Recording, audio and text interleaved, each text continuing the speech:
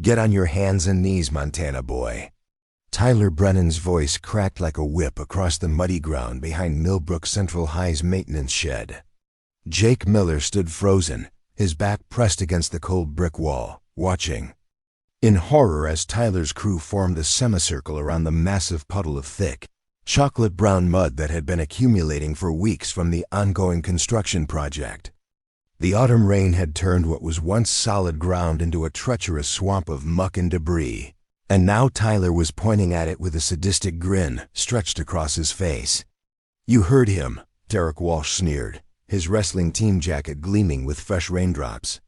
"Strip down to your underwear and crawl through that mud like the pathetic worm you are." The three other boys burst into cruel laughter, their voices echoing off the maintenance building walls. What none of them realized was that they had just made the biggest mistake of their high school careers, because Jake Miller wasn't just some random new kid from Montana. He was someone whose true identity would shatter everything they thought they knew about weakness and strength in the next 30 seconds. Before we jump back in, tell us where you're tuning in from, and if this story touches you, make sure you're subscribed, because tomorrow I've saved something extra special for you. Jake had been at Millbrook Central for exactly 3 weeks and 2 days, and in that short time, he'd managed to perfect the art of invisibility. Every morning, he'd slip through the main entrance just as the first bell rang, navigate the crowded hallways with his head down, and slide into his assigned seat in each classroom without drawing a single glance from his classmates. His father, Robert Miller, had stressed the importance of keeping a low profile when they'd packed up their modest ranch house in Billings and made the cross-country drive to Pennsylvania. This was supposed to be their fresh start, their chance at a normal life after years of complications that Jake still didn't fully understand. The move to Millbrook had been sudden, almost frantic in its urgency. One day Jake was helping his father repair fence posts on their property outside the city limits, and the next day they were loading a U-Haul truck with everything they owned. His father had explained it simply: his company was transferring him to their Eastern Division. Better opportunities, better pay, a chance for Jake to finish high school in a place with more resources. But there had been something in his father's eyes during those explanations, a tension that suggested there was more to the story than career advancement. Jake had learned not to push for details. His father was a man of few words under normal circumstances, and when he got that particular look, the one that made his jaw tighten and his eyes scan the horizon like he was expecting trouble, Jake knew it was time to trust and follow without questions. So he'd said goodbye to the handful of friends he'd made in Montana, helped load their belongings, and prepared himself for another chapter in what had become a pattern of fresh starts and new beginnings. Millbrook, Pennsylvania turned out to be everything their small Montana town wasn't. Where home had been wide open spaces and endless sky, Millbrook was dense with tree-lined streets, brick houses packed close together, and a main street filled with businesses that had been family-owned for generations.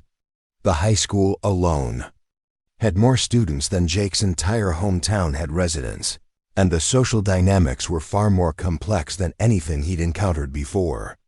At Millbrook Central, reputation was everything, and that reputation was largely determined by a rigid hierarchy that had been established long before Jake arrived. At the top of the food chain were the star athletes, particularly the football players who had carried the school to 3 consecutive regional championships.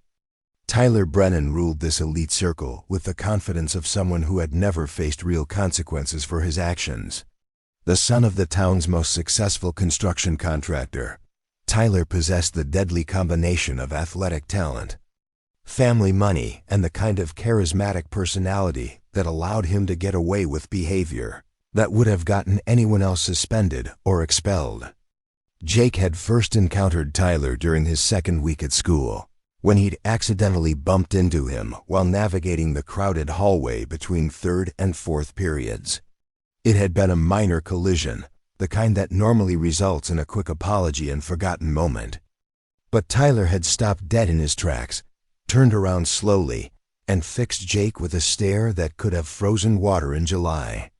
"Watch where you're going, new kid," Tyler had said, his voice loud enough to draw attention from nearby students.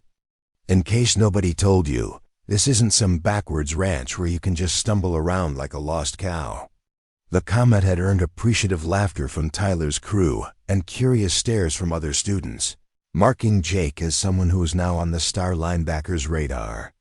From that moment forward, Jake's attempts at invisibility became increasingly futile. Tyler seemed to have developed a sixth sense for Jake's presence, appearing in hallways just as Jake was trying to slip past unnoticed, making comments during lunch when Jake was sitting alone at his corner table, and generally ensuring that the new kid from Montana understood his place in the Millbrook Central social order. The harassment had escalated gradually, the way these things always do. First, it was just verbal comments and occasional shoulder bumps in the hallway. Then Tyler and his friends started showing up at Jake's locker during passing periods, making jokes about his clothes, his accent, and his apparent lack of friends. They'd taken to calling him Montana like it was some kind of insult, drawing out the syllables in exaggerated Western drawls that bore no resemblance to how Jake actually spoke. Jake endured it all with the kind of stoic patience his father had taught him. Robert Miller had always preached the importance of choosing battles wisely, of understanding when confrontation was necessary and when it was better to absorb punishment and move forward. Sometimes the strongest thing you can do is walk away, his father would say during their evening conversations on the front porch of their Montana ranch. But you'll know when walking away isn't an option anymore. When that time comes, you'll be ready. The problem was that Jake had been ready for a very long time. What his classmates saw when they looked at him was a quiet, unremarkable teenager who seemed more comfortable with books than people. They saw someone who ate lunch alone, who didn't try out for sports teams, who rarely spoke up in class discussions. They had no way of knowing that Jake Miller had been trained since childhood in disciplines that would have impressed military instructors, or that his father's idea of weekend bonding activities involved skills that most teenagers never learned. Robert Miller's definition of normal parenting included teaching his son how to read terrain like a topographical map, how to move silently through different types of environment, and how to assess threats before they became dangerous. What seemed like camping trips and hiking adventures to outside observers were actually intensive training sessions disguised as father-son bonding time. Jake could track animals through forest terrain that would confuse experienced hunters, could start fires in wet conditions using materials most people would overlook, and could defend himself using techniques that emphasized efficiency over flash. But perhaps most importantly, Jake had been taught the psychological discipline that separated trained operatives from mere fighters. He knew how to control his breathing under stress, how to assess multiple opponents simultaneously, and how to remain calm in situations that would send most people into panic mode. His father had drilled into him the importance of never revealing capabilities until absolutely necessary, of allowing opponents to underestimate him until the moment when surprise became a tactical advantage. The irony wasn't lost on Jake that his father's lessons about strategic patience were being tested by teenage bullies rather than the serious threats Robert Miller had presumably been preparing him for.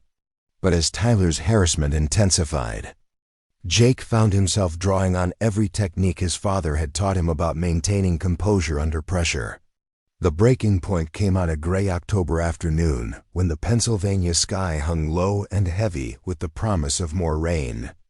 Jake had been hoping to slip out of school unnoticed, to avoid the usual gauntlet of comments and harassment that had become his daily routine. But as he'd rounded the corner near the maintenance building, heading for the back exit that would allow him to avoid the main student parking lot, he'd found Tyler and his crew waiting for him. Well, Tyler had called out, his voice carrying that particular tone that meant trouble was coming. If it isn't our favorite cowboy, trying to sneak out the back way like some kind of criminal. Derek Walsh and Connor Hayes had flanked Tyler on either side, while Mason Rivera had positioned himself to block Jake's potential escape route.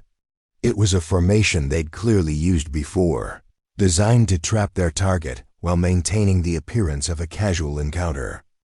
Jake had stopped walking, his mind automatically cataloging exits, assessing threats, and calculating options the way his father had trained him. But outwardly, he'd maintained the same quiet demeanor that had served him well for the past 3 weeks. "I'm just heading home," Jake had said simply, his voice steady despite the adrenaline beginning to course through his system. "Home to your little farmhouse on Maple Avenue?" Tyler had replied, and Jake had felt a chill that had nothing to do with the October weather. The fact that Tyler knew where he lived suggested a level of attention that went beyond casual bullying. "You know, Montana, I've been thinking about you a lot lately. Wondering what makes you so special that you think you can just waltz into our school and act like you own the place." "I don't think that," Jake had responded, still maintaining his calm exterior while his trained instincts screamed warnings about the escalating situation. "See, that's where you're wrong," Tyler had continued, beginning to circle Jake like a predator sizing up prey. "You do think you're special. I can see it in your eyes. You think you're better than us, don't you? You think because you come from some wide-open spaces where men are men and all that garbage, you're tougher than a bunch of Pennsylvania kids." The accusation had been so far from the truth that Jake had almost smiled. If anything, he'd been going out of his way to appear as unthreatening as possible, to avoid exactly the kind of confrontation that was now unfolding. But Tyler's need to establish dominance had apparently reached a point where Jake's actual behavior was irrelevant. "I think it's time we taught Montana here a lesson about respect," Tyler had announced to his crew, his voice taking on the theatrical quality that suggested he was performing for an audience. "I think it's time he learned what happens to people who don't show proper appreciation for Millbrook hospitality." That's when Tyler had pointed to the massive mud puddle that dominated the space behind the maintenance shed. The ongoing construction project had created a depression in the earth that filled with water every time it rained, and the recent October storms had turned it into a swampy mess of mud, leaves, and construction debris. It was easily 20 feet across and looked to be several inches deep, with a consistency that suggested anyone who entered it would have difficulty maintaining their footing. "Here's what's going to happen, Montana," Tyler had said, his grin widening as he warmed to his theme. "You're going to strip down to your underwear, get down on your hands and knees, and crawl across that mud puddle from one end to the other. And while you're doing it, you're going to tell us how grateful you are for the opportunity to learn some humility." The demand had hung in the air like a physical presence, and Jake had felt something shift inside him. This wasn't just harassment anymore. This was deliberate humiliation designed to break his spirit and establish Tyler's dominance in a way that would be impossible to recover from. Word of something like this would spread through the school within hours, cementing Jake's reputation as someone who could be victimized with impunity. More importantly, Jake had recognized the look in Tyler's eyes. Preparing and narrating this story took us a lot of time, so if you are enjoying it, subscribe to our channel. It means a lot to us. Now back to the story. It was the same look his father had taught him to watch for, the expression that meant someone had moved beyond rational behavior into territory where they were capable of truly dangerous actions. Tyler wasn't just trying to embarrass Jake anymore. He was trying to destroy him psychologically, and he wasn't going to stop until he'd achieved that goal. "And if I refuse?" Jake had asked quietly, though he'd already known what the answer would be. "Then my friends and I will strip you down ourselves and throw you in face first," Tyler had replied without hesitation. "Either way, you're going in that mud, Montana. The only question is whether you maintain a little dignity in the process." Jake had looked around at the 4 faces surrounding him, noting the mixture of anticipation and cruelty in their expressions. Derek Walsh was practically vibrating with excitement at the prospect of violence. Connor Hayes looked slightly uncomfortable, but too committed to back down now. Mason Rivera was simply waiting for instructions, ready to use his size advantage if necessary. And Tyler himself was radiating the confidence of someone who had never encountered real resistance to his will. None of them had any idea what they were actually dealing with. None of them understood that they had just cornered someone who had been trained since childhood to handle situations far more dangerous than high school bullying. None of them realized that Jake's father hadn't just taught him how to survive in wilderness conditions, but how to neutralize threats using techniques that prioritize swift, decisive action over prolonged confrontation. Jake had taken a deep breath, feeling the familiar calm that always descended when his training took over. His father's voice had echoed in his memory, reminding him that there came a time when walking away was no longer an option, when allowing yourself to be victimized only encouraged worse behavior from predators who mistake restraint for weakness. "All right," Jake had said finally, his voice so quiet that Tyler had to lean forward to hear him. "You want me to crawl through the mud?" "That's right, Montana," Tyler had replied, his grin widening at what he thought was capitulation. "On your hands and knees, nice and slow, so we can all get a good look at how grateful you are for this lesson in respect." Jake had begun unbuttoning his jacket, his movements deliberate and unhurried. Tyler and his crew had watched with growing excitement, thinking they were about to witness the complete humiliation of the quiet new kid, who had dared to exist in their territory without proper submission. What happened next would become the stuff of Millbrook Central legend, talked about in hushed tones for years to come. Because Jake Miller wasn't just some random new kid from Montana. He was the son of a man who had spent 20 years in military special operations before retiring to civilian life, and every camping trip, every hiking adventure, every weekend of quality time had actually been intensive training in skills that most people only saw in movies. As Jake had removed his jacket and folded it carefully, setting it aside to avoid the mud, Tyler had begun filming with his phone, clearly intending to capture and share Jake's humiliation across social media. The other boys had pulled out their phones as well, creating what they thought would be permanent documentation of their dominance over the new kid. But as Jake had straightened up and looked directly at Tyler for the first time since the confrontation began, something in his expression had changed. The quiet, almost timid demeanor had vanished, replaced by something that made even Tyler take an unconscious step backward. Jake's posture had shifted subtly, his weight balanced in a way that suggested coiled energy rather than nervous tension. "You know what, Tyler?" Jake had said, and his voice had carried a quality that none of them had heard before. "I think you're absolutely right. Someone here does need to learn a lesson about respect. Someone here does need to understand what happens when they push too hard against the wrong person." The confusion on Tyler's face had been almost comical. This wasn't the script he'd expected. The quiet, submissive new kid was supposed to be begging for mercy by now, not speaking in a tone that suggested he was somehow in control of the situation. "What are you talking about, Montana?"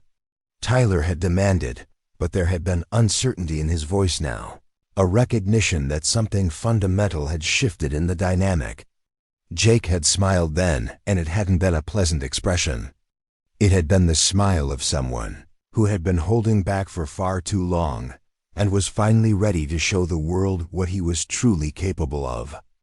"I'm talking about the fact that you just made a very serious mistake," Jake had replied, and as he'd spoken, he'd begun moving toward Tyler with a fluid grace that suggested years of training in disciplines that had nothing to do with high school athletics. The 30 seconds that followed would change everything at Millbrook Central High School, establishing a new understanding of who Jake Miller really was and what happened to people who mistook his quiet nature for weakness. Tyler Brennan and his crew were about to learn that sometimes the most dangerous opponents are the ones who seem the most harmless, and that karma has a way of arriving exactly when it's needed most. What Tyler Brennan saw when he looked at Jake Miller was exactly what Jake had wanted him to see for the past 3 weeks. A skinny kid from Montana who jumped at loud noises, who ate his lunch hunched over a paperback book like he was trying to disappear into the pages, who mumbled sorry whenever someone bumped into him in the hallways, even when it wasn't his fault. Jake had perfected this persona so thoroughly that even the teachers had begun to see him as just another quiet transfer student who would probably graduate, without anyone remembering his name. Every morning, Jake would shuffle into Millbrook Central wearing the same rotation of unremarkable clothes, faded jeans that were slightly too big for his frame, plain tie-shirts in colors that blended into crowds, and a worn denim jacket that had seen better days before he'd inherited it from his father. His backpack was a basic black model from a discount store, stuffed with textbooks and a few notebooks that he kept, meticulously organized but never volunteered to share with classmates who might forget their materials. His hair was always slightly messy, not from any attempt at style, but because he genuinely didn't spend much time in front of mirrors. In his classes, Jake had established himself as the kind of student teachers appreciated, but rarely noticed. He completed his assignments on time, never caused disruptions, and participated just enough to avoid being labeled as disengaged without ever drawing attention to himself. When called upon to answer questions, he would respond correctly, but quietly, offering just enough information to satisfy the teacher before fading back into anonymity. His handwriting was neat but unremarkable, his test scores solid but not exceptional, and his overall presence so understated that substitute teachers often had to check their roster twice to confirm he was actually in class. The lunch period ritual had become particularly refined. Jake would collect his tray from the cafeteria line, selecting the most basic options available: plain pizza, a small salad, chocolate milk, and then navigate to the same corner table every day, positioning himself with his back to the wall and a clear view of the exits. He would eat methodically while reading whatever paperback novel he was currently working through, usually something from the fantasy or science fiction section of the public library. The books served multiple purposes. They gave him something to focus on besides the social dynamics swirling around him. They made him appear occupied and therefore less approachable, and they genuinely provided him with an escape from the daily stress of maintaining his carefully constructed facade. Other students had begun to form assumptions about Jake based on these observable behaviors. The consensus seemed to be that he was probably poor, definitely unsocialized, and almost certainly intimidated by everything about Millbrook Central. They whispered that he probably came from one of those tiny towns where everyone graduated in the same class they'd started kindergarten with, where running water was considered a luxury and indoor plumbing was a recent innovation. Some speculated that his family had moved to Pennsylvania because his father had lost his job, or his mother had abandoned them, or they were running from some kind of legal trouble back in Montana. The rumors weren't entirely inaccurate, though they missed the most important details by miles. Jake's family had indeed moved to Pennsylvania under circumstances that weren't entirely voluntary, and there were definitely aspects of their previous life that Robert Miller preferred to keep private. But the assumption that Jake was some kind of backwards country boy who couldn't handle modern civilization was so far from reality that it would have been funny if it weren't so potentially dangerous. In his English class, Mrs. Patterson had assigned a personal essay about overcoming challenges, and Jake had submitted a carefully crafted piece about adjusting to a new school environment and learning to appreciate different regional cultures. The essay was well written but completely generic, touching on themes about resilience and adaptation without revealing anything specific about his actual experiences. Mrs. Patterson had given it a B+ and written encouraging comments about his writing ability, completely unaware that the student sitting in the third row could have written far more compelling essays about subjects that would have sent her running to the principal's office. In his history class, Mr. Davidson had been leading discussions about various military conflicts, and Jake had found himself biting his tongue to avoid correcting inaccuracies or adding details that no high school student should possess. When the class had covered modern warfare tactics, Jake had listened to his classmates debate strategies that his father had explained to him during what most people would consider casual dinner conversation. When they discussed survival techniques used by soldiers in hostile territory, Jake had mentally cataloged the gaps in the textbook's coverage while maintaining his expression of polite interest. The most challenging class had been physical education, where Jake's natural athletic ability was hardest to disguise. Coach Peterson had been running the students through basic fitness assessments, and Jake had found himself constantly recalibrating his performance to match what would be expected from someone with his apparent background. When they'd done pull-ups, he'd stopped at 8 even though he could have easily continued to 20. When they'd run laps around the gymnasium, he'd maintained a pace that suggested moderate fitness, rather than the kind of cardiovascular conditioning that came from years of serious training. The effort required to appear average had been exhausting, in ways that actual physical challenges never were. Jake's muscle memory wanted to execute movements with precision and efficiency, but he'd forced himself to move with the slight awkwardness that would be natural for someone who spent more time reading than exercising. His breathing patterns, his posture, even the way he handled equipment, all had to be consciously adjusted to maintain the illusion of ordinariness. Outside of school, Jake's routine was equally calculated to reinforce his carefully constructed image. He would walk home along the same route every day, stopping occasionally at the public library to check out books or at the small grocery store to pick up items for dinner. His behavior was that of a responsible but unremarkable teenager, helping his single father manage their household while they both adjusted to their new community. The house on Maple Avenue that Jake called home was a modest 2-bedroom ranch that could have belonged to any working-class family in Millbrook. The front yard was neat, but not exceptional. The driveway held a 10-year-old pickup truck that showed signs of regular use, and the exterior paint was fresh enough to suggest that the occupants cared about maintenance without having unlimited resources for improvements.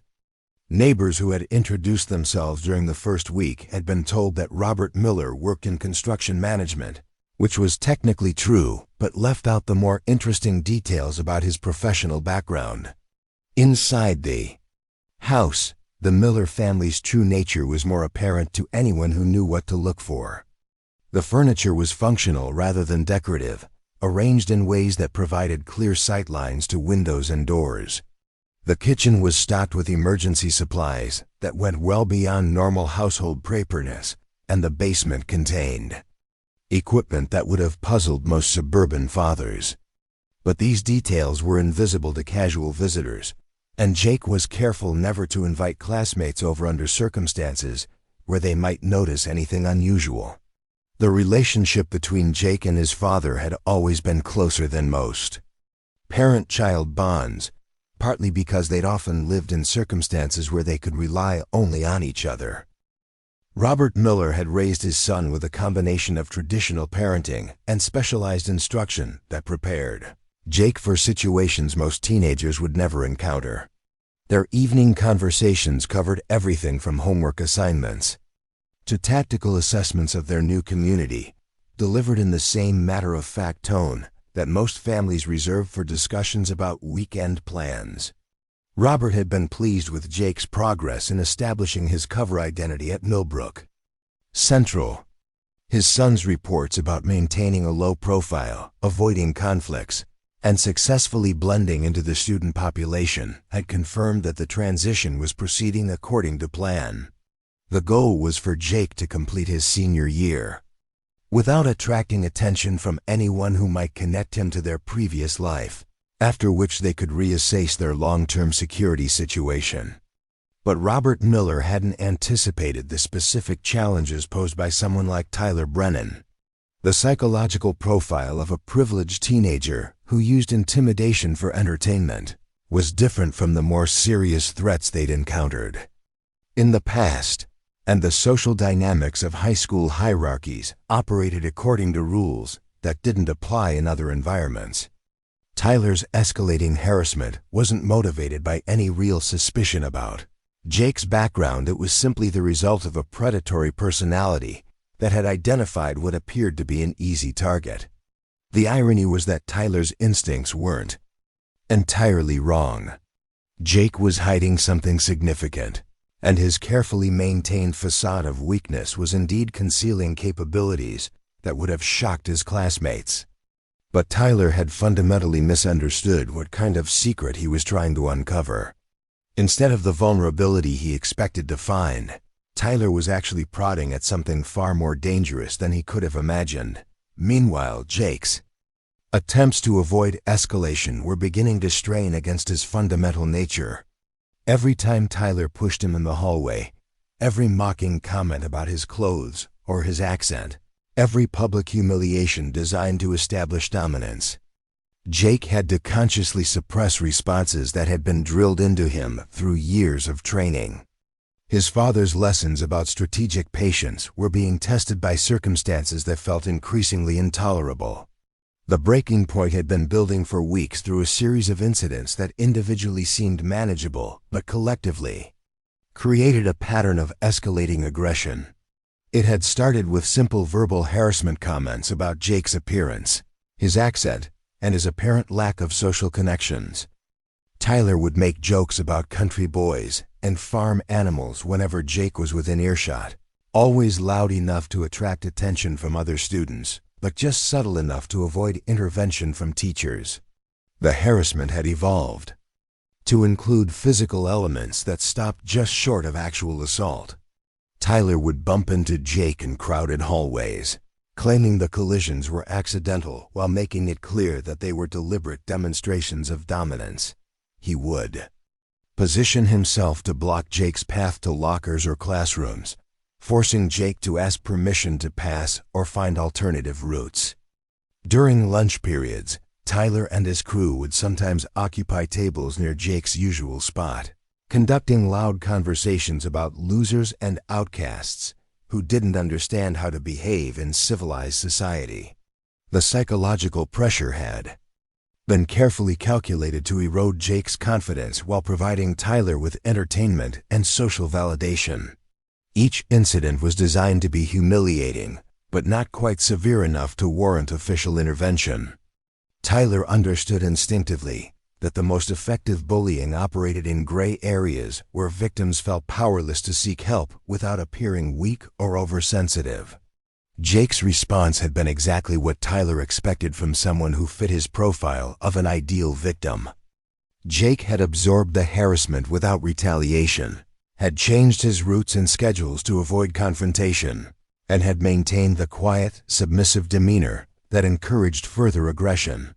From Tyler's perspective, Jake was behaving exactly like someone who understood his place in the social hierarchy and was gradually accepting his role as a target for whatever amusement Tyler chose to extract from him. But what Tyler didn't understand was that Jake's apparent submission was actually a tactical choice rather than a natural response to intimidation. Jake had been trained to assess threats and respond appropriately, and his initial evaluation of Tyler had suggested that the situation could be managed through avoidance and de-escalation. Jake's father had taught him that unnecessary conflicts were always more dangerous than necessary ones, and that the best victories were often achieved by allowing opponents to defeat themselves through their own poor judgment.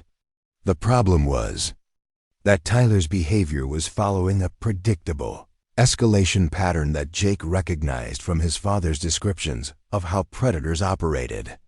Each successful intimidation attempt encouraged Tyler to push harder, to demand more submission, and to seek increasingly dramatic demonstrations of his dominance. What had started as casual harassment was evolving into something more systematic and potentially dangerous. Jake had begun to realize that his strategy of passive resistance was actually making the situation worse rather than better. Tyler wasn't going to lose interest and move on to easier targets instead. He was becoming more invested in breaking Jake completely. The harassment was becoming more frequent, more public, and more creative as Tyler searched for ways to achieve the total psychological victory he was seeking. The incident with the mud puddle represented a qualitative escalation that crossed several lines simultaneously. The demand that Jake strip to his underwear transformed harassment into something approaching sexual humiliation. The requirement that he crawl through mud was designed to create lasting physical evidence of his degradation that could be photographed and shared. The public nature of the scene, with Tyler's crew recording everything, ensured that Jake's humiliation would become permanent entertainment for anyone with access to social media. Most importantly, Tyler's threat to physically force Jake's compliance if he refused meant that the situation had moved beyond psychological intimidation into the realm of actual physical danger. Jake's training had taught him to recognize the moment when de-escalation was no longer possible, when allowing aggression to continue would only invite worse treatment. As Jake had stood there listening to Tyler's demands, feeling the weight of 3 weeks of accumulated harassment, he'd realized that his father's patient strategy had reached its limits. The time for strategic withdrawal had passed, and the moment for decisive action had arrived.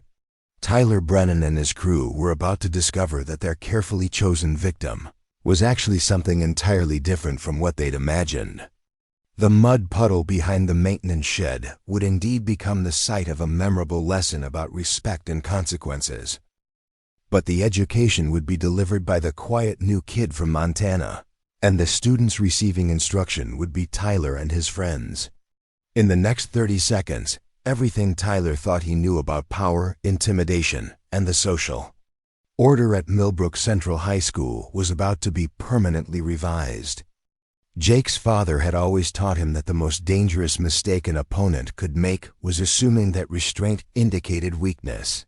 Tyler Brennan was about to learn exactly how expensive that assumption could be, and the lesson would become legendary in the halls of Millbrook Central for years to come. The quiet kid from Montana was about to show everyone who he really was, and the demonstration would be swift, decisive, and utterly unforgettable. The October air felt heavy with moisture as Jake stared at the expanse of thick, churning mud that Tyler was demanding he crawl through.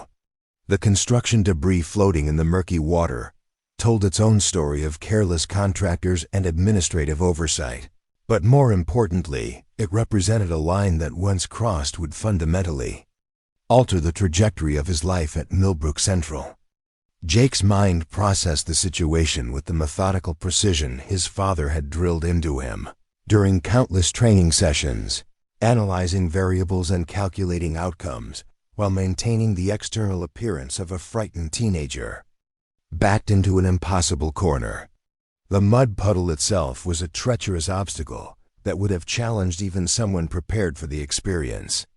Recent rains had transformed what was once a simple depression in the earth into a swampy morass that stretched nearly 25 feet from one end to the other, with depths that varied unpredictably depending on the underlying terrain.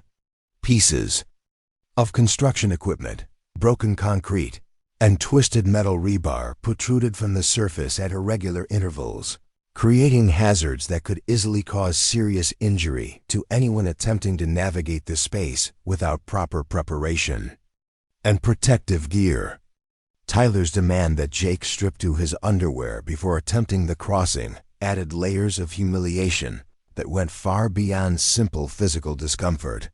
The October temperature hovered in the low 50s, cold enough that prolonged exposure would create genuine health risks even without the additional factor of immersion in contaminated water. More significantly, the requirement to remove his clothes was designed to strip away Jake's dignity along with his garments, reducing him to a state of vulnerability that would maximize his psychological trauma while providing Tyler's crew with the most degrading possible footage for their social media entertainment.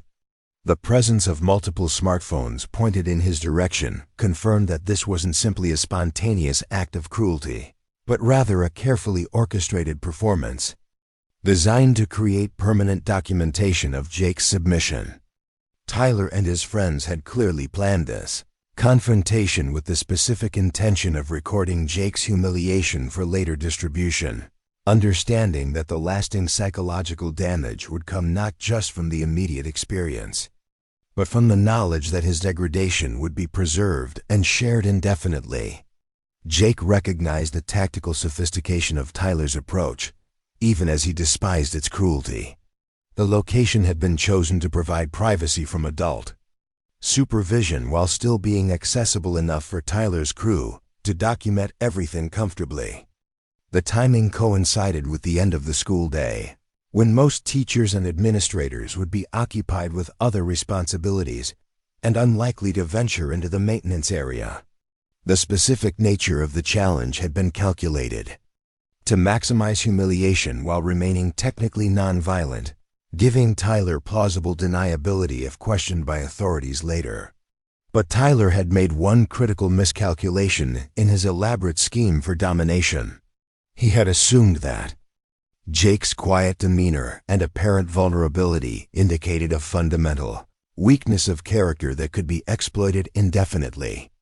Tyler's experience with previous victims had taught him that most targets would eventually break under sustained pressure, accepting whatever role he assigned them in his personal hierarchy of power and submission.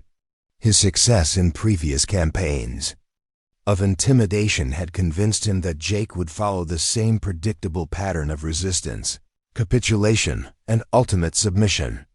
What Tyler didn't understand was that Jake's restraint had never been based on fear or weakness, but rather on a conscious decision to avoid revealing capabilities that would raise questions about his background and potentially compromise his family's carefully constructed new identity. Jake's father had spent months preparing their transition to Millbrook, creating documentation and establishing a history that would allow them to blend seamlessly into their new community. The success of that strategy depended on Jake's ability to maintain his cover as an ordinary teenager from a rural background, avoiding any behavior that might suggest specialized training or unusual skills. The irony was profound. Jake possessed exactly the capabilities needed to end Tyler's harassment campaign decisively, but using those skills would potentially create problems far more serious than high school bullying. Robert Miller had sacrificed his military career to provide his son with a chance at a normal civilian life, and Jake understood that maintaining that normalcy required constant vigilance about revealing too much about their true background. But standing in the mud and debris behind the maintenance shed, faced with Tyler's ultimatum and the barely contained excitement of his audience, Jake realized that the time for strategic patience had finally expired. Tyler's demands had escalated beyond the point where compliance would end the harassment. Instead, successful completion of this humiliation would only encourage Tyler to devise even more degrading challenges in his quest for total psychological dominance. More importantly, Jake's training had taught him to recognize the psychological profile of predators who escalated their behavior when their victims failed to resist effectively. Tyler's increasing boldness suggested that he was entering a phase where simple humiliation would no longer satisfy his need for control. The gap between harassment and genuine physical violence was narrowing with each successful intimidation, and Jake could see the trajectory leading toward scenarios that would put him and potentially other students in actual danger. The decision crystallized in Jake's mind with the clarity that came from years of training in high-pressure situations. His father had taught him that there were moments when hiding one's capabilities became more dangerous than revealing them. When allowing aggression to continue unchecked invited worse consequences than decisive intervention. Tyler Brennan had pushed the situation beyond the point where strategic withdrawal remained a viable option, and the time had come for Jake to show everyone exactly who they were dealing with. Jake's transformation began internally with a subtle shift in breathing pattern and muscle tension that prepared his body for action, while remaining invisible to observers who didn't know what to look for. His father had drilled these preparatory techniques until they became automatic responses to threat situations, allowing Jake to move from apparent passivity to full readiness in a matter of seconds. The change was so subtle that Tyler and his crew continued their taunting without any awareness that the dynamic of the situation was about to shift dramatically. The mental preparation was equally important, as Jake activated the psychological conditioning that allowed him to function effectively under stress while maintaining tactical awareness of his environment. His father's training had emphasized the importance of remaining calm and analytical, even in chaotic situations, using superior preparation and discipline to overcome opponents who relied on intimidation and brute force. Jake's years of practice in scenarios far more challenging than high school confrontations had prepared him for exactly this type of moment. As Jake reached for the buttons of his jacket, ostensibly beginning to comply with Tyler's demands, was actually conducting a final assessment of the tactical situation and formulating his response strategy. The positioning of Tyler's crew, the available escape routes, the potential for intervention by school personnel, and the optimal sequence of actions to neutralize the threat while minimizing collateral damage all factored into his rapidly developing plan. Tyler's excitement was palpable as he watched Jake apparently preparing to submit to his demands. The anticipation of complete victory over the quiet new kid had consumed Tyler's attention to the point where he was no longer paying careful attention to Jake's actual behavior, focusing instead on the humiliation he was about to witness and record. This tunnel vision represented exactly the kind of tactical error that Jake's father had taught him to exploit when dealing with overconfident opponents. Derek Walsh had positioned himself to get the best camera angle, his phone already recording, as he anticipated capturing Jake's degradation from beginning to end. His excitement at being part of Tyler's inner circle during this moment of triumph had caused him to focus entirely on his documentation role, leaving him unprepared for any unexpected developments. Connor Hayes was watching with a mixture of anticipation and discomfort, clearly enjoying the spectacle but retaining enough conscience to feel slightly guilty about his participation. Mason Rivera remained focused on blocking potential escape routes, but his attention was divided between watching for interference and enjoying the show. The distribution of attention and responsibility among Tyler's crew created opportunities that Jake's training had taught him to recognize and exploit. None of them were expecting resistance, and their positioning reflected their assumption that Jake would comply with Tyler's demands rather than attempt to fight back. Their overconfidence had led them to adopt a formation that maximized their ability to record and enjoy Jake's humiliation while minimizing their readiness to respond to an aggressive response. Jake's apparent compliance had the effect of further reducing Tyler's vigilance, as the star linebacker began to relax into what he assumed would be a straightforward progression from demand to submission to documentation. Tyler's previous experiences with intimidation had followed predictable patterns that reinforced his belief in his own dominance, and he had no reason to expect that Jake would deviate from the script that previous victims had followed. The maintenance shed behind them provided additional tactical considerations that Jake incorporated into his planning. The building would limit the angles from which the confrontation could be observed or recorded, reducing the likelihood that unauthorized witnesses would complicate the situation. The solid wall behind Tyler's position would limit his options for retreat or maneuver, while the open space in front of Jake provided multiple options for movement and positioning. The construction debris scattered around the area represented both obstacles and potential tools, depending on how the situation developed. Jake's training had included improvised weapons techniques that could transform ordinary objects into effective force multipliers, though he hoped that his natural advantages in training and conditioning would be sufficient to resolve the situation without resorting to such measures. Most importantly, the isolated location meant that the confrontation would be resolved quickly and decisively before adult intervention became a factor.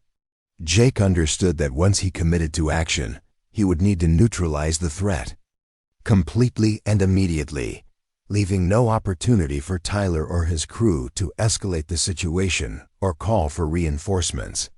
As Jake slowly removed his jacket and began folding it with deliberate care, he was actually using the time to finalize his tactical assessment and prepare for the explosive action that would follow. Every movement was calculated to maintain Tyler's assumption of compliance while positioning Jake optimally for the demonstration of capabilities that would permanently alter the power dynamic at Millbrook Central High School. Tyler's voice carried a note of triumph as he provided running commentary for the camera, describing Jake's apparent submission and explaining to his future audience how completely the new kid had been broken by superior willpower and social dominance. The arrogance in Tyler's tone confirmed that he had no awareness of the danger he was creating for himself, no understanding that he was about to encounter resistance far beyond anything in his previous experience. Jake's father had always emphasized that the most decisive victories came from allowing opponents to commit themselves completely to flawed assumptions before revealing the true nature of the situation. Tyler Brennan was about to learn that lesson in the most direct and memorable way possible, and the education would be delivered with the precision and efficiency that came from years of specialized training.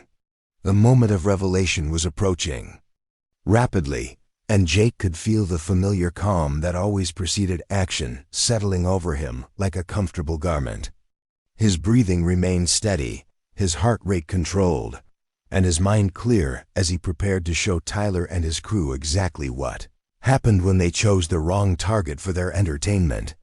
The quiet kid from Montana was about to become something entirely different, and the transformation would be swift, decisive, and utterly unforgettable. Tyler's laughter echoed off the maintenance shed walls as he savored what he believed would be his greatest triumph over the new kid, who had dared to exist in his territory without proper submission. In just a few more seconds, Tyler would discover that his greatest triumph was actually about to become his most humiliating defeat, delivered by someone whose true capabilities were about to shock everyone present into stunned silence. Jake straightened up from folding his jacket with a fluid motion that immediately caught Tyler's attention, though the linebacker couldn't quite identify what had changed about the new kid's posture. What Tyler saw was Jake Miller standing taller than he'd ever appeared before, his shoulders squared and his weight balanced in a way that suggested coiled energy rather than nervous tension.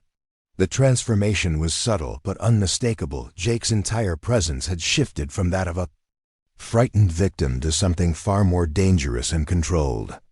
The change began in Jake's eyes, where the nervous, darting glances that Tyler had grown accustomed to were replaced by a steady, calculating gaze that seemed to assess everything and everyone with military precision. When Jake looked directly at Tyler for the first time since the confrontation had begun, there was something in that stare that made the star linebacker take an unconscious step backward, though he couldn't have explained why his instincts were suddenly screaming warnings. "You know what, Tyler?" Jake said, and his voice carried a quality that none of them had heard before. Gone was the hesitant, apologetic tone that had characterized all of his previous interactions. Instead, Jake spoke with the calm confidence of someone who had complete control over the situation. Someone who understood exactly what was about to happen and was entirely comfortable with the outcome. Tyler's confusion was evident on his face as he tried to process this unexpected development. The script he had written for this encounter called for Jake to be begging for mercy by now, perhaps offering to do homework or pay money in exchange for being allowed to escape the humiliation Tyler had planned.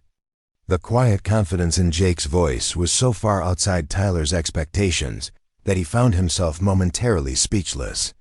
"I think you're absolutely right about someone needing to learn a lesson here," Jake continued, taking a step forward that caused Derek Walsh to fumble with his phone as he tried to keep the camera focused.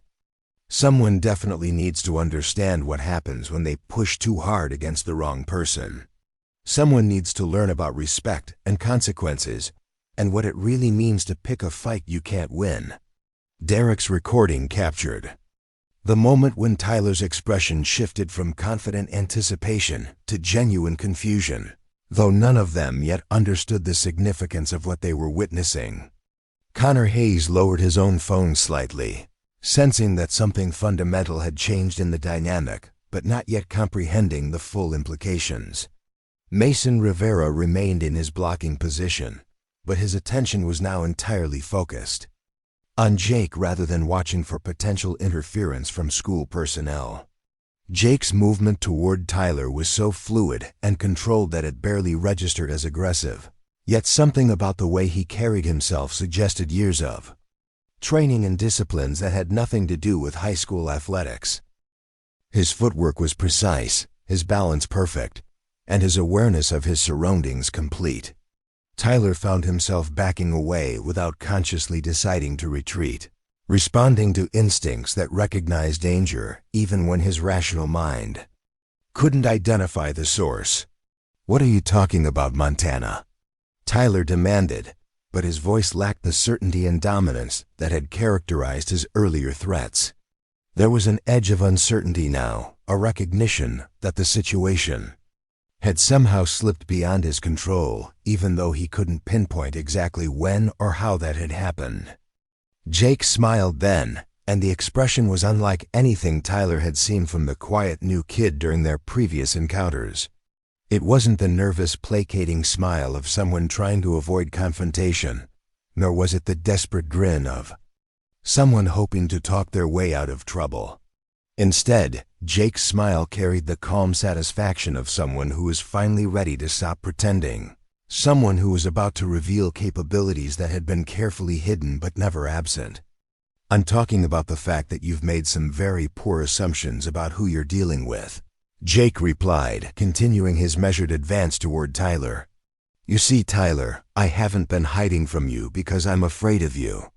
I've been trying to protect you from me." The words hung in the air like a physical presence, and even Tyler's crew seemed to sense that something significant was happening, though they couldn't yet comprehend the full scope of what Jake was revealing. Derek's phone continued recording, but his hand was less steady now as he tried to process the transformation occurring before his eyes. Tyler's attempt to reassert control came out as bluster that fooled no one, least of all himself. "You're trying to protect me? That's the stupidest thing I've ever heard. You're just some pathetic farm boy who doesn't know his place yet." Jake's response was to move with a speed and precision that left Tyler's words hanging unfinished in the October air. In a single fluid motion that spoke of years of intensive training, Jake closed the distance between them, deflected Tyler's instinctive defensive gesture, and demonstrated exactly why his father had spent so many weekends teaching him skills that most teenagers never learned. The technique Jake employed was designed for efficiency rather than spectacle, using Tyler's own momentum and superior size against him while applying just enough force to neutralize the threat without causing permanent damage. Tyler found himself airborne for a brief moment, before landing hard in the exact center of the mud puddle he had intended for Jake, the impact sending a spray of contaminated water and debris in all directions. The splash was enormous, covering Tyler from head to toe in the thick brown sludge that had been accumulating for weeks.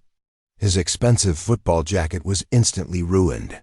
His carefully styled hair was plastered to his skull with mud and construction debris, and his phone, which he had been holding to record Jake's humiliation, disappeared beneath the murky surface with a terminal splash. But the physical impact was nothing compared to the psychological shock of discovering that the quiet new kid from Montana possessed the kind of combat skills that could make a star linebacker look like an amateur. Tyler's experience of being effortlessly tossed into the mud was so far outside his understanding of how these confrontations were supposed to proceed that he simply sat there in stunned silence, trying to process what had just happened to him. Derek Walsh's phone captured every moment of Tyler's unexpected flight and spectacular landing, though the footage would serve a very different purpose than originally intended. Instead of documenting Jake's humiliation, Derek had inadvertently recorded Tyler's complete and utter defeat at the hands of someone he had seriously underestimated. Connor Hayes stared in open-mouthed amazement, his own phone forgotten as he tried to comprehend how Jake had made Tyler's movement through the air look so effortless.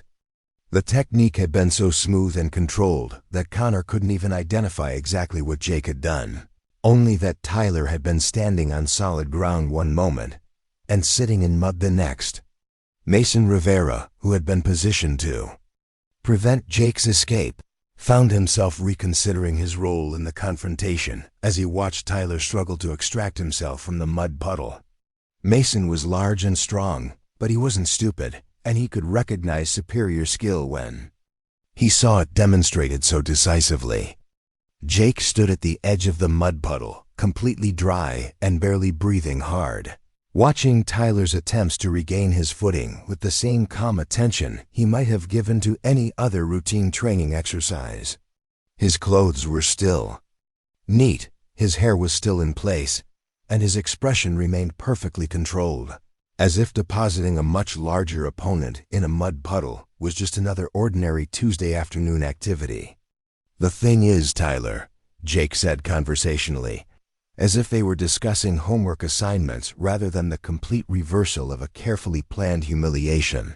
"My father spent 20 years in military special operations before we moved to Montana, and my father believed that the best way to keep me safe was to make sure I could handle myself in any situation that might arise." Tyler's struggles to stand up in the slippery mud were made more difficult by his shock at this revelation. The quiet new kid who had seemed so vulnerable and defenseless had just casually mentioned a background that explained everything about his unexpected capabilities. Tyler's worldview, which had been built around the assumption that social status and physical intimidation determined outcomes, was crumbling as rapidly as his footing in the treacherous mud. "Every weekend that you thought I was probably doing farm chores or reading books," Jake continued, "I was actually learning techniques that most people only see in movies. Survival training, tactical awareness, hand-to-hand combat, psychological operations, the whole curriculum that prepares someone to handle threats far more serious than high school bullies." Derek's phone was still recording, but his grip was unsteady as he tried to process the magnitude of Tyler's miscalculation. The footage he was capturing would become legendary at Millbrook Central, but not for the reasons anyone had anticipated. When the confrontation began, Tyler finally managed to achieve a somewhat stable position in the mud, though his attempts to climb out of the puddle were hampered by the slippery conditions and the weight of his waterlogged clothes. His face was a mask of mud and confusion, and his earlier confidence had evaporated completely in the face of Jake's unexpected competence. "But here's the really important part, Tyler," Jake said, his voice taking on an educational tone that somehow made his words even more impactful. "I came to Millbrook hoping to be just a normal student. I joined classes, did homework, tried to blend in because I wanted the chance to be a regular teenager for once in my life. I kept quiet about my background because I hoped I could finish high school without anyone getting hurt." The implications of Jake's words were sinking in for Tyler's crew as they realized that their leader had been systematically harassing someone who possessed the skills to have ended the campaign at any time, but had chosen restraint instead of retaliation. The revelation cast all of Tyler's previous victories in a completely different light, transforming them from demonstrations of dominance into evidence of Jake's remarkable patience.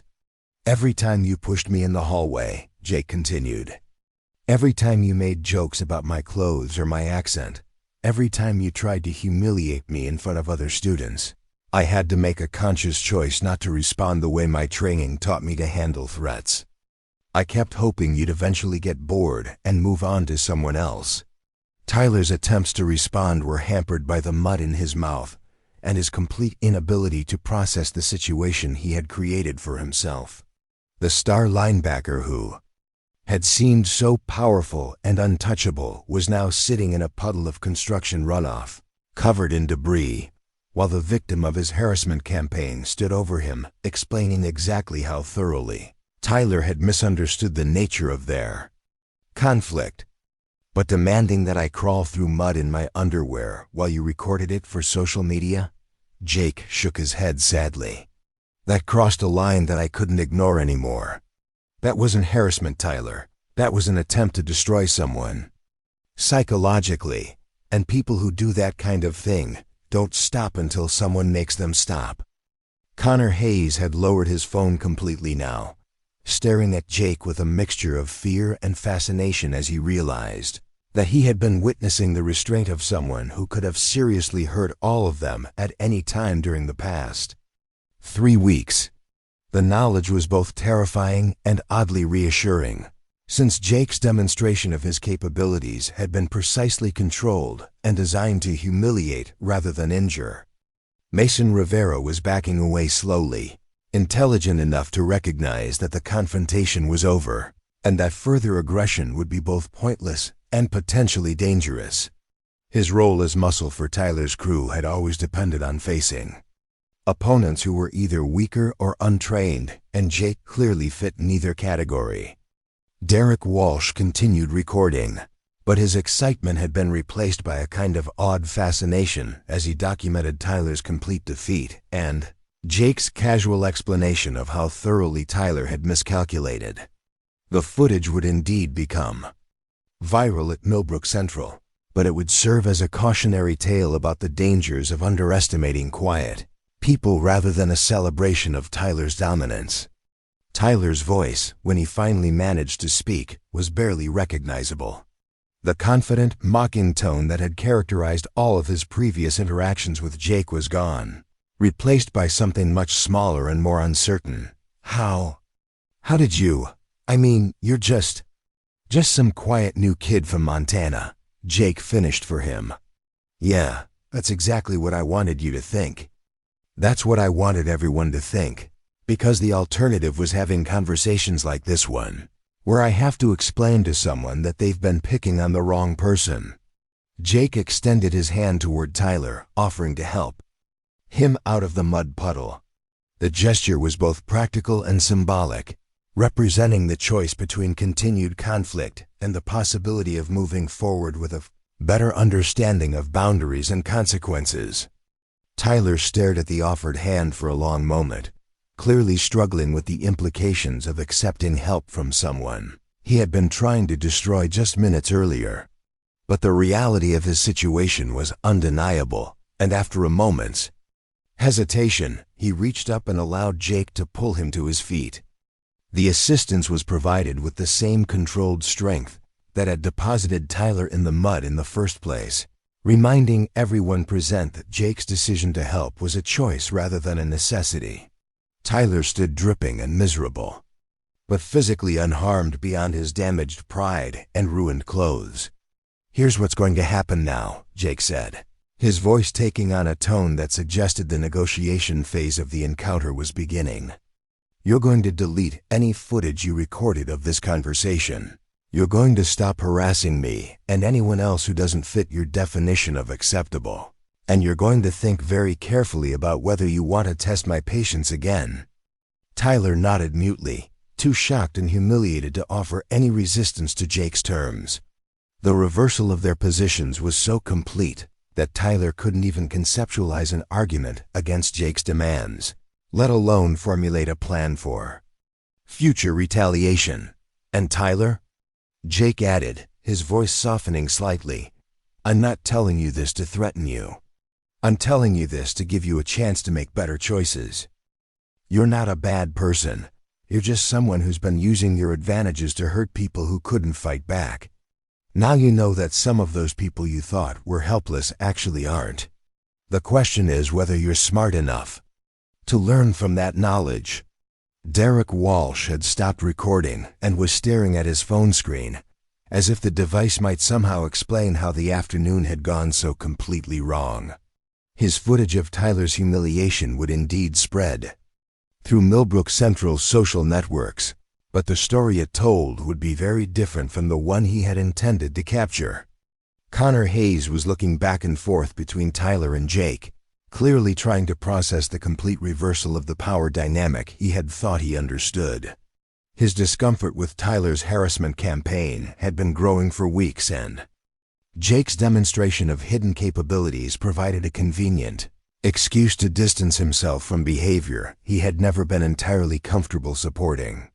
Mason Rivera had decided that discretion was the better part of valor and was already walking away from the confrontation, understanding that his role as Tyler's enforcer had become both unnecessary and potentially dangerous. His departure left Tyler even more isolated and vulnerable, driving home the reality that his social support system was built on perceptions of strength that had just been thoroughly demolished. Tyler attempted to wipe some of the mud from his face, but the gesture only spread the mess around rather than cleaning it off. His expensive clothes were ruined, his reputation was in tatters, and his understanding of his own place in the social hierarchy of Millbrook Central had been fundamentally challenged by someone he had seriously underestimated. I'm sorry, Tyler said finally, and the words seemed to surprise him as much as anyone else. I didn't know. I mean, I thought you were just someone who wouldn't fight back, Jake finished for him. I understand. That's exactly what I wanted you to think. But now you know differently, and what you do with that knowledge is going to determine whether we have any more problems. The walk back toward the main school building was conducted in complete silence, with Jake maintaining his calm composure while Tyler struggled with both his waterlogged clothes and his shattered confidence. Derek and Connor followed at a distance, occasionally whispering to each other, but clearly uncertain about how to process what they had witnessed. By the time they reached the student parking lot, word of the confrontation had already begun to spread through the network of students who had witnessed Tyler's muddy return to civilization. The sight of the star linebacker dripping with construction runoff while walking peacefully alongside the quiet new kid created a puzzle that would generate speculation and rumor for weeks to come. Emma Rodriguez, who had witnessed Tyler's harassment, campaigned from a distance and felt helpless to intervene, watched in amazement as Jake calmly retrieved his backpack from where he had left it near the maintenance shed.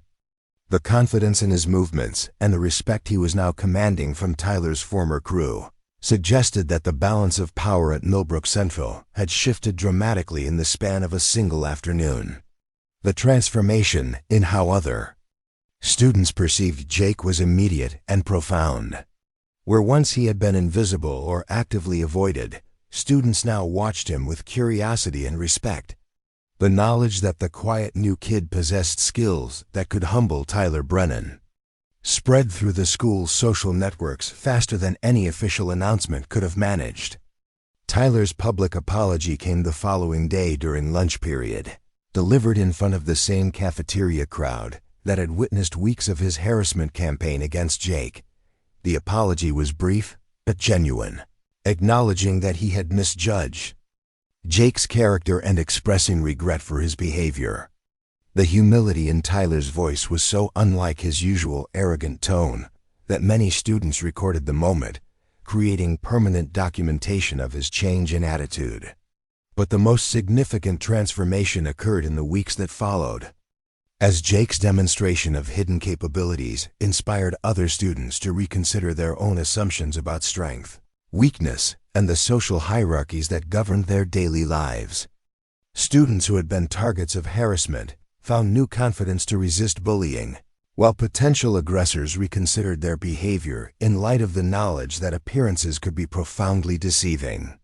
Jake himself seemed to relax into a more natural version of his personality, no longer feeling the need to hide his intelligence or minimize his presence to avoid unwanted attention. His participation in class discussions increased, his posture became more confident, and his interactions with other students grew more genuine as he realized that his secret was out and the world hadn't ended as a result. The formation of what became known as the Respect Initiative grew organically from conversations that began in the days following Jake's revelation. Students who had previously felt powerless against harassment discovered that they had allies among their classmates, and the shared experience of witnessing Tyler's comeuppance created a sense of community among those who had been targeted by various forms of bullying. Emma Rodriguez became one of Jake's closest friends and strongest supporters, helping to organize the peer support network that grew from their initial conversations about standing up to harassment. Her natural leadership abilities combined with Jake's tactical insights to create programs that were both effective and sustainable, addressing the root causes of bullying behavior rather than simply responding to its symptoms. Tyler's transformation was perhaps the most remarkable aspect of the entire situation. Stripped of his artificial dominance and forced to confront the reality of his own behavior, he began to develop genuine leadership skills based on respect rather than intimidation. His natural charisma, when redirected toward positive goals, made him an effective advocate for the same students he had previously targeted. The partnership between Jake and Tyler, while initially awkward, eventually became one of the most powerful forces for positive change at Millbrook Central. Their joint appearances at school assemblies, where they discussed their conflict and its resolution, provided a model for other students dealing with similar situations and demonstrated that even serious antagonisms could be transformed into productive relationships. Jake's father, when he learned about the confrontation through Jake's carefully edited account, expressed pride in his son's restraint and tactical judgment. The decision to reveal his capabilities only when absolutely necessary and to use them proportionally rather than vindictively demonstrated the kind of mature judgment that Robert Miller had hoped to instill through years of training and guidance. The legend of the quiet new kid who had humbled the star linebacker in 30 seconds grew in the telling, but the core message remained consistent. Underestimating people based on appearances was dangerous, and treating others with respect was not just morally right, but practically wise. Jake's story became a cautionary tale about the dangers of bullying, and a source of inspiration for students who felt powerless against harassment. Years later, when Tyler Brennan was accepting a college scholarship for both athletics and community service, he would credit his encounter with Jake Miller as the turning point that taught him the difference between real strength and mere intimidation. The mud puddle behind Millbrook Central's maintenance shed had become the site of a transformation that extended far beyond a single afternoon's confrontation. Jake's demonstration that quiet people could possess extraordinary capabilities became a permanent part of Millbrook Central's culture, creating an environment where students were more likely to treat each other with respect and less likely to assume that appearances told the whole story about anyone's character or abilities. The ripple effects of that October afternoon continued to influence the school's social dynamics long after Jake had graduated and moved on to college, where his combination of academic achievement and leadership experience opened doors that might have remained closed to someone without his unique background and hard-earned wisdom. The aftermath of Tyler's spectacular defeat in the mud puddle rippled through Millbrook Central High School like wildfire spreading across dry grassland. Within hours of the confrontation behind the maintenance shed, every student in the building had heard some version of the story about how the quiet new kid from Montana had effortlessly deposited the star linebacker into a pool of construction runoff. The details varied depending on who was telling the tale, but the core message remained consistent. Appearances could be profoundly deceiving, and underestimating people based on superficial characteristics was a mistake that could lead to swift and humiliating consequences. Derek Walsh's phone footage, originally intended to document Jake's humiliation, instead became the most watched video in Millbrook Central's recent history. The crystal-clear recording captured every moment of Tyler's confident demands, Jake's calm transformation, and the lightning-fast technique that sent Tyler flying through the air to land with a tremendous splash in the muddy water. But more importantly, the audio captured Jake's explanation about his father's military background and his own specialized training, providing context that transformed the incident from simple revenge into a masterclass in restraint, tactical thinking, and proportional response. The video's impact extended far beyond mere entertainment value. Students who had been targets of harassment throughout their academic careers watched Jake's demonstration with a mixture of amazement and inspiration, realizing that they too might possess hidden strengths or capabilities that their tormentors had never considered. The knowledge that someone as unassuming as Jake could possess such formidable skills forced an entire generation of Millbrook students to reconsider their assumptions about who was vulnerable and who was dangerous. Emma Rodriguez found herself at the center of conversations that would have been impossible just days earlier.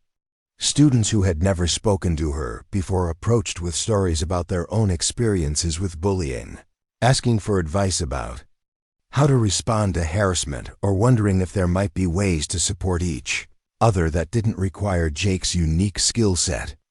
The courage that Jake had demonstrated in standing up to Tyler created space for other students to find their own forms of bravery, whether through collective action, adult intervention, or simple refusal to remain silent in the face of cruelty. The transformation in Tyler himself was perhaps the most remarkable aspect of the entire situation. Stripped of the artificial confidence that had come from his ability to intimidate weaker students, Tyler was forced to confront the reality of his own behavior and its impact on others. The experience of being completely outmatched by someone he had seriously underestimated created a humility that had been entirely absent from his personality. During his reign as Millbrook Central's premier bully, Tyler's initial response to his defeat had been shock and confusion, followed by a period of withdrawal as he processed the magnitude of his miscalculation. But rather than retreating into resentment or planning retaliation, Tyler began to demonstrate a capacity for genuine self-reflection that surprised even his closest friends. The boy who had once derived entertainment from others' suffering began to understand how it felt to be on the receiving end of humiliation, and the empathy that resulted from this experience fundamentally altered his perspective on power and responsibility. The apology Tyler delivered in the cafeteria 3 days after the mud puddle incident was unprecedented in its sincerity and specificity. Rather than offering the kind of generic face-saving statement that most bullies provided when forced to acknowledge their behavior, Tyler spoke directly about the harm he had caused, the assumptions he had made, and his commitment to making amends through changed behavior rather than empty promises. Jake's response to Tyler's public apology demonstrated the same tactical wisdom that had characterized his handling of the original confrontation. Rather than accepting the apology with gracious magnanimity or rejecting it with continued hostility, Jake acknowledged Tyler's words while making it clear that forgiveness would be earned through sustained behavioral change rather than granted immediately based on verbal commitments. The measured response sent a message to the entire student body about the difference between accountability and mere performance. The partnership that eventually developed between Jake and Tyler became one of the most powerful forces for positive change in Millbrook Central's recent history. Their collaboration began tentatively, with Tyler approaching Jake to ask for guidance about how to repair relationships he had damaged through years of harassment. Jake's response was to challenge Tyler to identify specific actions he could take to demonstrate genuine change, moving beyond apologies to concrete steps that would benefit the students he had previously targeted. Tyler's natural leadership abilities, when redirected toward constructive goals, proved to be remarkably effective. His status as a star athlete and member of a prominent family gave him influence that could be used to reshape social dynamics rather than simply exploit them. When Tyler began defending students who were being harassed, intervening in situations where his previous behavior would have encouraged aggression, other students took notice and began modifying their own conduct accordingly. The formation of Vendu, what became known as the Millbrook Respect Initiative, grew organically from conversations between Jake, Tyler, Emma, and other students who had been affected by the transformation in the school's social climate. Rather than creating a formal organization with rigid structures and official sanctions, the initiative operated as a network of students committed to supporting each other and addressing harassment through peer intervention and community building. Jake's role in the initiative reflected his preference for working behind the scenes rather than seeking public recognition. His contributions focused on tactical analysis and strategic planning, helping other students develop approaches to conflict resolution that emphasized de-escalation and proportional response. The skills his father had taught him for dealing with genuine threats proved surprisingly applicable to navigating the complex social dynamics of high school hierarchies. Tyler's involvement in the initiative allowed him to leverage his social capital in ways that benefited rather than harmed his fellow students. His willingness to acknowledge his past mistakes and work actively to correct them provided a powerful example for other students who might be struggling with their own participation in harmful behaviors. The sight of the former school bully defending potential victims created cognitive dissonance that forced observers to reconsider their own assumptions about people's capacity for change. Emma's natural organizing abilities made her the perfect coordinator for the initiative's various activities and programs. Her genuine concern for student welfare, combined with her understanding of how to navigate administrative bureaucracy, allowed the group to implement changes that had both immediate impact and long-term sustainability. The peer support networks she helped establish created safety nets for students who might otherwise have suffered in isolation. The initiative's success in changing Millbrook Central's culture attracted attention from educators and administrators at other schools throughout the region. Delegations of students and faculty members visited to observe the program in action and learn about strategies that might be applicable in their own environments. Jake found himself reluctantly participating in presentations and workshops, sharing insights about conflict resolution and de-escalation that drew on his unique background, while remaining appropriately vague about the specific details of his training. The academic improvements that followed the initiative's implementation were documented by school administrators who had initially been skeptical about student-led reform efforts. Test scores increased as students felt safer and more supported in their learning environment. Attendance rates improved as fewer students avoided school to escape harassment. Disciplinary incidents decreased as peer intervention reduced the number of conflicts that required official intervention. The initiative's influence extended beyond the boundaries of Millbrook Central itself, as graduates carried the lessons they had learned about respect, accountability, and conflict resolution into their college experiences and eventual careers. The network of relationships formed during their high school years continued to provide support and guidance as they faced new challenges in different environments. Jake's academic performance flourished once he no longer needed to invest energy in maintaining his carefully constructed facade of ordinariness. His participation in class discussions revealed a depth of knowledge and analytical ability that impressed teachers who had previously seen him as a competent but unremarkable student. His essay writing demonstrated sophisticated understanding of complex topics, drawing on experiences and perspectives that set his work apart from typical teenage compositions. The college application process provided Jake with opportunities to reflect on his experiences at Millbrook Central and articulate the lessons he had learned about leadership, conflict resolution, and community building. His essays about the transformation in his school's culture, written without revealing the specific details of his background that needed to remain confidential, captured the attention of admissions officers at several prestigious universities. Tyler's own academic and personal development benefited tremendously from his association with the initiative and his friendship with Jake. The discipline and strategic thinking he learned through their collaboration improved his performance both in the classroom and on the football field. His coaches noticed improvements in his leadership style as he began motivating teammates through encouragement and example rather than intimidation and criticism. The scholarship opportunities that became available to Tyler reflected not only his athletic abilities, but also his documented commitment to community service and peer support. College recruiters were impressed by his articulate explanations of how his experiences with conflict resolution and restorative justice had shaped his understanding of leadership and responsibility. The lasting impact of Jake's revelation extended far beyond the individuals directly involved in the original confrontation. Teachers reported improvements in classroom dynamics as students became more supportive of each other and less tolerant of disruptive behavior. Counselors noted decreases in reports of bullying and increases in requests for mediation services that could address conflicts before they escalated to serious confrontations.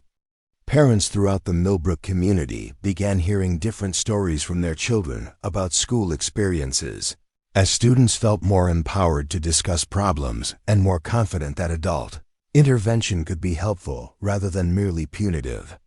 The initiative's emphasis on restorative rather than purely disciplinary approaches to conflict resolution influenced school board policies and administrative practices throughout the district. Local law enforcement officers who worked with the school as resource officers and emergency responders noted the improved climate and attributed it partly to the peer support networks that had been established. The reduction in serious incidents meant that their interactions with students became more focused on education and relationship building, rather than crisis response and disciplinary enforcement. The media attention that eventually focused on Millbrook Central's transformation was carefully managed to protect the privacy of individual students while highlighting the broader lessons about conflict resolution and community building. Jake's request that his specific background remain confidential was respected, with news coverage focusing on the general principles of respect and accountability rather than the dramatic details of any particular confrontation. The documentary film that was eventually produced about the initiative's development and impact featured interviews with students, teachers, administrators, and community members who had observed the changes at Millbrook Central. Jake participated in the project under conditions that protected his privacy, while allowing him to share insights about the importance of understanding that every person possesses hidden depths and capabilities that deserve respect. The recognition that Jake received through various awards and honors reflected his unique combination of tactical expertise, moral courage, and commitment to positive change.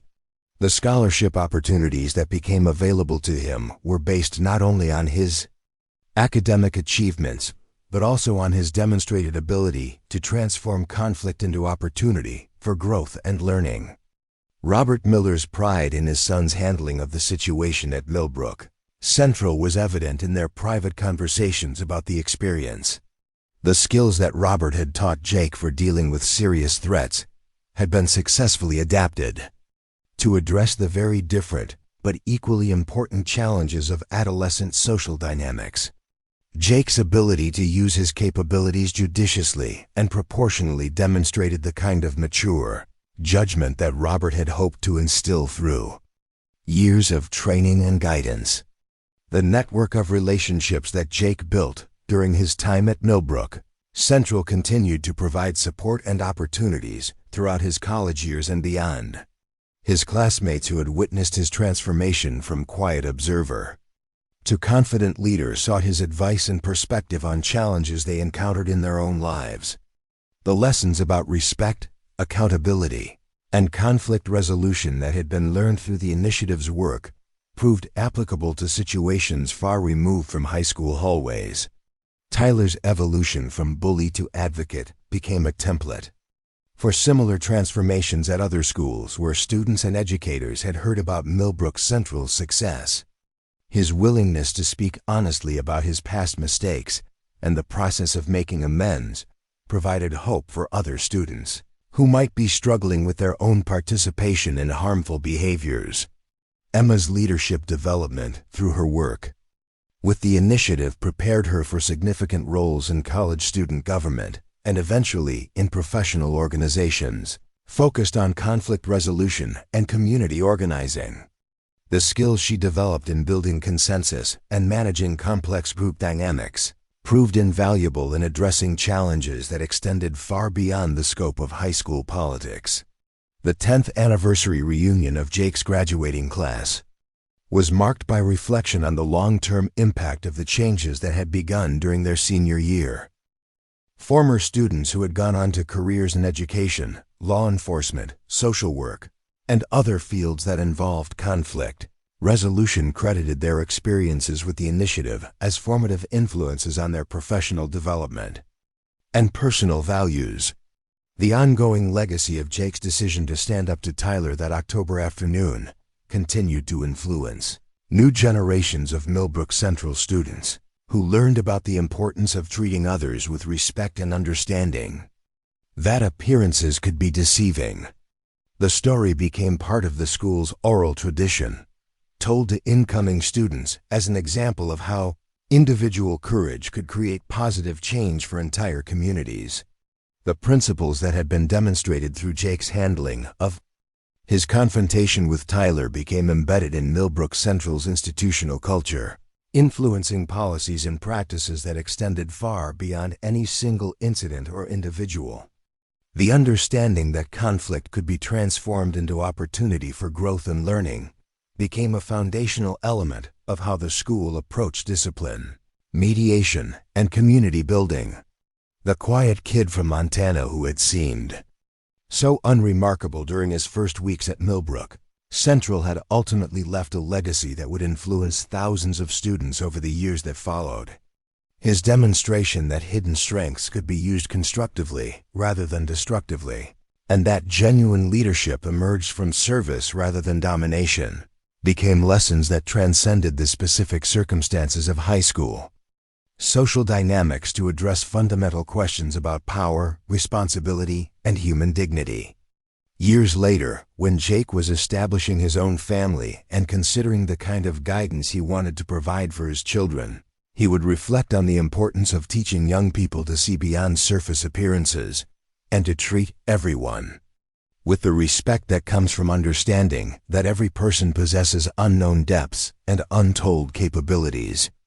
The mud puddle behind Millbrook Central's maintenance shed had become the site of transformations that extended far beyond a single afternoon's confrontation, creating ripple effects that would continue to influence lives and communities for generations to come.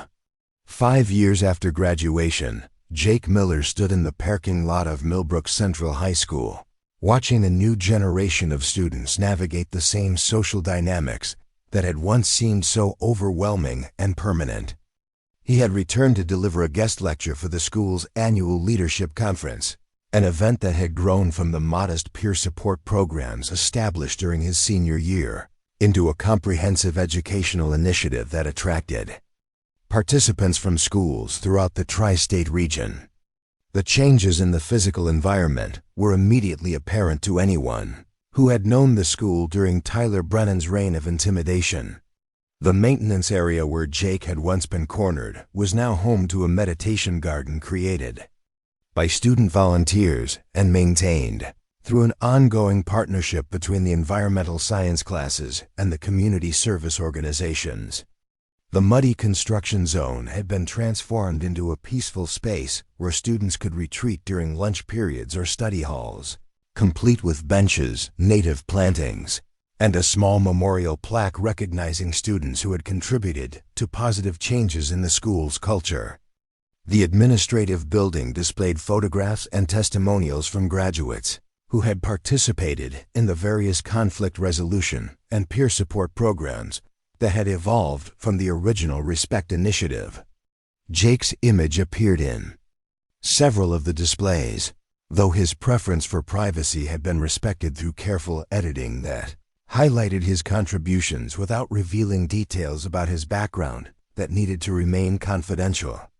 The focus remained on the broader lessons about leadership, accountability, and community building rather than the specific circumstances of any individual confrontation. Principal Morrison, who had succeeded the retiring Mr. Clarkson 2 years earlier, approached Jake with the kind of respectful enthusiasm that had become characteristic of how school personnel interacted with program alumni.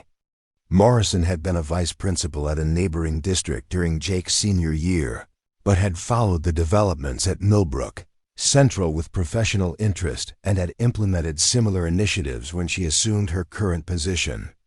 The conversation with Principal Morrison revealed the scope of changes that had occurred since Jake's graduation, extending far beyond the immediate effects of improved student relationships and reduced disciplinary incidents. The school's academic performance had improved consistently over the 5-year period, with standardized test scores, college acceptance rates, and scholarship awards all showing measurable gains that educational researchers attributed, partly, to the supportive environment created through peer intervention programs. More significantly, the reputation of Millbrook Central had been transformed from that of a typical suburban high school struggling with bullying and social fragmentation into a model institution that regularly hosted visitors from other educational systems seeking to understand and replicate successful approaches to conflict resolution and community building. The school had received state and national recognition for its innovative programs, with several faculty members earning awards for their contributions to educational excellence and student welfare. Jake's role in these transformations had been carefully documented by educators and researchers who understood the importance of studying successful interventions while respecting the privacy of individuals involved. The case study materials that had been developed for use in teacher training programs and educational leadership courses focused on systemic approaches to creating positive school cultures rather than relying on dramatic individual actions to address institutional problems. The guest lecture that Jake delivered to the current Student Leadership Council demonstrated how the lessons learned during his high school years had continued to influence his personal and professional development throughout college and into his early career. His presentation focused on the importance of understanding different perspectives, the value of de-escalation techniques in various contexts, and the ways that individuals could contribute to positive change in their communities without necessarily seeking public recognition or formal authority. The questions from current students revealed both the continuity and evolution of adolescent concerns across generations. While the specific technologies and social media platforms had changed dramatically since Jake's graduation, the fundamental challenges of navigating peer relationships, dealing with conflict, and finding one's place in complex social hierarchies remained remarkably consistent. The students appreciated Jake's honest acknowledgement that these challenges were real and significant, while also emphasizing that they possessed more power to influence their environment than they might realize. Tyler Brennan's parallel journey from high school graduation through college and into his professional career had taken him along a path that would have been unimaginable during his days as Millbrook Central's premier bully. His football scholarship had provided access to a prestigious university, where his athletic talents were matched by increasingly sophisticated understanding of leadership, teamwork, and conflict resolution. The humility and empathy that had emerged from his confrontation with Jake had been refined through experiences that challenged him to grow beyond his original assumptions about power and responsibility. Tyler's college career had been marked by achievements that extended far beyond athletic performance, including leadership roles in student government, volunteer work with anti-bullying organizations, and academic recognition for research projects focused on restorative justice approaches to campus discipline. His senior thesis had examined the effectiveness of peer intervention programs in preventing harassment and creating inclusive communities, drawing partly on his own experiences at Millbrook Central while maintaining appropriate confidentiality about specific individuals and incidents. The professional opportunities that became available to Tyler after graduation reflected his unique combination of athletic achievement, academic excellence, and demonstrated commitment to social justice. His work with a nonprofit organization, that provided conflict resolution training to schools and community groups allowed him to share the lessons he had learned while continuing to develop his understanding of how positive change could be created and sustained in various institutional settings. The friendship between Jake and Tyler had evolved over the years into a relationship characterized by mutual respect, shared commitment to service, and occasional collaboration on projects that drew on their complementary skills and experiences. Their joint appearances at educational conferences and workshops provided powerful demonstrations of how serious conflicts could be transformed into opportunities for growth and learning, inspiring educators and students who were dealing with similar challenges in their own environments. Emma Rodriguez had pursued a career in education that allowed her to work directly with schools and districts that were implementing peer support and conflict resolution programs. Her graduate studies in educational psychology had been enriched by her firsthand experience with successful interventions, and her research contributions to the field had earned recognition from professional organizations and academic institutions. Her work with teacher training programs helped ensure that the lessons learned at Millbrook Central could be adapted and applied in diverse educational settings. The network of relationships that had been formed during the original Respect Initiative continued to provide support and collaboration opportunities for its members as they pursued various career paths and life goals. Annual reunions brought together graduates who had gone on to work in education, law enforcement, social services, business, and other fields where their experiences with conflict resolution and community building proved valuable. These gatherings served both social and professional purposes, allowing participants to maintain personal connections while sharing insights and strategies that could benefit their current work. The documentation and analysis of Millbrook Central's transformation had contributed to a growing body of research about effective approaches to creating positive school cultures and preventing harassment. Academic papers, conference presentations, and policy recommendations had emerged from studies of the school's programs, providing evidence-based guidance for educators and administrators who wanted to implement similar initiatives in their own institutions. The influence of these research contributions extended into legislative and policy-making arenas, where lawmakers and education officials drew on documented examples of successful interventions when developing regulations and funding priorities related to school safety and student welfare. The practical evidence of what could be accomplished through student leadership and peer support provided compelling arguments for approaches that emphasized prevention and community building rather than purely punitive responses to problematic behavior. Jake's decision to maintain relative privacy about his background had been vindicated by the focus that remained on systemic approaches rather than individual heroics. The lessons that emerged from Millbrook Central's experience emphasized the importance of creating environments where all students felt empowered to contribute positively to their community, rather than relying on exceptional individuals to solve institutional problems through dramatic interventions. The college experiences of Millbrook Central graduates reflected the lasting impact of their high school years in various ways. Students who had participated in peer support programs often sought out leadership opportunities in their university communities, contributing to residential life programming, student government, and volunteer organizations that addressed social justice issues. Their comfort with conflict resolution and mediation made them valuable contributors to campus communities that were increasingly focused on creating inclusive and supportive environments. The professional development of program alumni demonstrated how skills learned through high school peer intervention work could be applied in various career contexts. Graduates working in business environments used their understanding of de-escalation and relationship building to address workplace conflicts and improve team dynamics.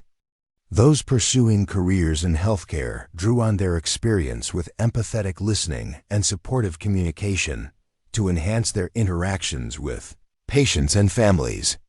Students who entered legal professions brought perspectives on restorative justice and community-based problem-solving that enriched their understanding of how legal systems could serve broader social goals. The entrepreneurial ventures launched by some program graduates reflected their understanding of how individual initiative could create positive change that extended beyond immediate personal benefit. Social enterprises focused on conflict resolution, training, community organizing, and youth development drew inspiration from the successful transformation of their high school environment, adapting proven strategies to address challenges in different contexts and populations. The family lives of program participants were influenced by their experiences with conflict resolution and community building in ways that created intergenerational transmission of positive values and skills.